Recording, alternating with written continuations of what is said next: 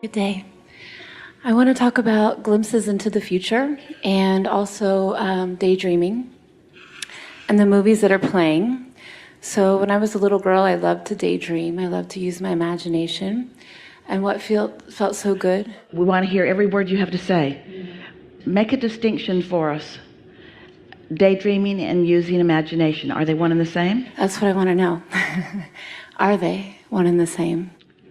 Yeah, but you got to know that in order for it to be the way you want it to be, because there are people who are daydreaming, which means they are imaging the vibrations. In other words, imagination is thoughts turning to images, isn't it?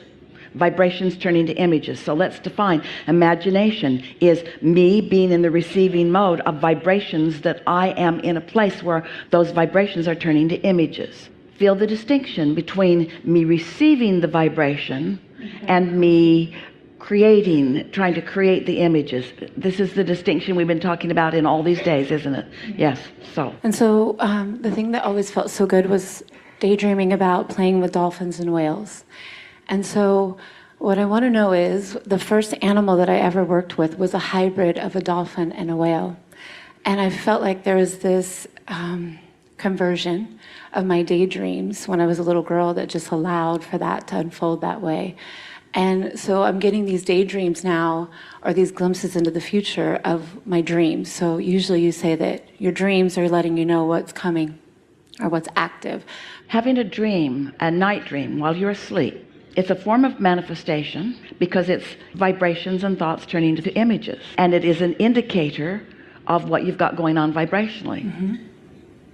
So what does that mean when it's the opposite, when I have a glimpse of my dream before I dream it? When you daydream your dream? Yeah. It's a really good thing is what it means, and this is what it means. The reason that a night dream can be especially beneficial when you awaken as you recall a dream, and most important as you recall how you felt within it, it's because in your sleep state you are not in the way of translation so much, and so you're allowing what's going on vibrationally to show you. And sometimes it's wanted things and sometimes it's unwanted things, but you are more allowing of letting yourself know what you've got going on. That's what dream state is.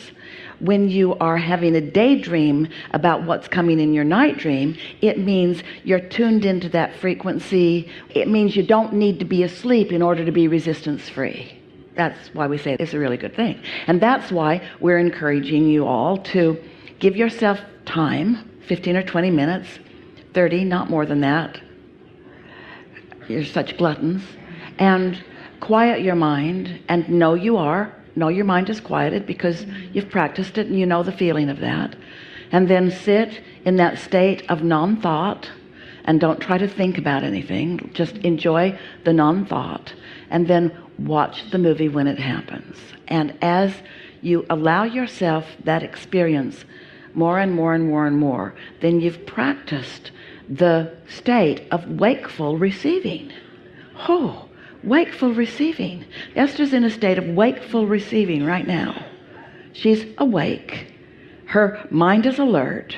She has access to all of the words in her vocabulary and more. Jerry always enjoyed how we use Esther's vocabulary much more emphatically than Esther does. He used to say to her, if you didn't have the word thing and stuff, you couldn't talk to me. So this is all good, yes? Yes. And so what was so interesting is I had the glimpse of this big giant owl that I was going to experience. I was in Big Sur, and this owl that I had this glimpse of, I thought I would see it while I was in Big Sur, but I didn't, and it was okay. And then in my dream, I had this really wonderful dream where I was on this big ship. I had the impulse to jump off the top of the ship, and when I did, as I went really deep in the water, I realized I didn't take a breath, that I went really deep, and I thought, well, you're God imagining. You can imagine anything, so you can imagine that you can breathe underwater. And so I just kept my eyes closed. I breathed. I felt so good. I felt myself rising to the surface. And when I got out on land, there's all these beautiful men for me to gaze at. It was a very lucid dream. And then there was this tourist area with a bird bath, and it had a perch and this black bird was on it. And when I looked, right behind the bird was this hawk hovering, like a hummingbird, flying behind it. And he went to grab the bird, and the bird morphed into a giant owl. And the message that I got was, when life has its grips on you, you just become bigger than it, and it can't hold on to you anymore. And it was that owl that I saw when I was in Big Sur. It was that moment of convergence, of remembering my future, I guess. Well, there's a lot of symbolism in what you're talking about. And the thing about symbolism is that it means what you mean that it means. You've practiced the momentum of that. And so the universe will talk to you in whatever language you ask it to speak to you in. You're a teacher looking for ways of expression that can be meaningful to others. And in the same way that music is a way that connects lots of people to one another, where political parties may or may not, animals connect you to one another in wonderful ways too. One of the things that we have known about you from our first engagement with you in a format like this is that you came into this experience with powerful intention to not just know, but to express what you know in ways that others can receive it too. And so there's something that all teachers experience, that deep breath, because we're going into deep water here. There's something that all teachers experience, and that is the difficulty of getting past what they think about other people, the difficulty of getting past what they think other people think. And that's what makes you reach for symbolism and things that have a greater probability of being of core harmony. And that's a really good thing. But it is our expectation that the more you engage and the more you interact, the less guarded you will be about saying what you know, and the more able to say it in human terms that hit things head on, you will be able to do. I love that. So I want to end with one last thing. So following the inspiration and the impulses, when I was in Valencia, I felt the strong impulse to walk to and from the ship. And on the way back, it was hot, the sun was strong, and I had run out of water, and it just, next logical step, of course, I got my water refilled, and I'm cruising along just feeling so much appreciation.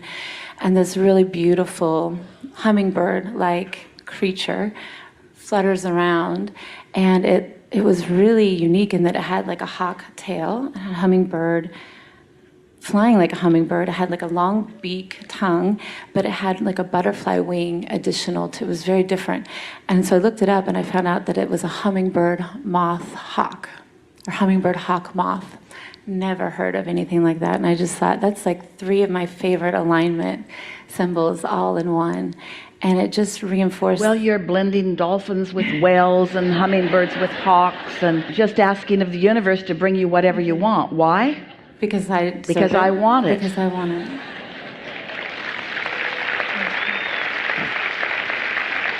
Very good. Really good. We are really looking forward to a moment in time that is so close we can't even find it, when you trust people as much as you trust animals.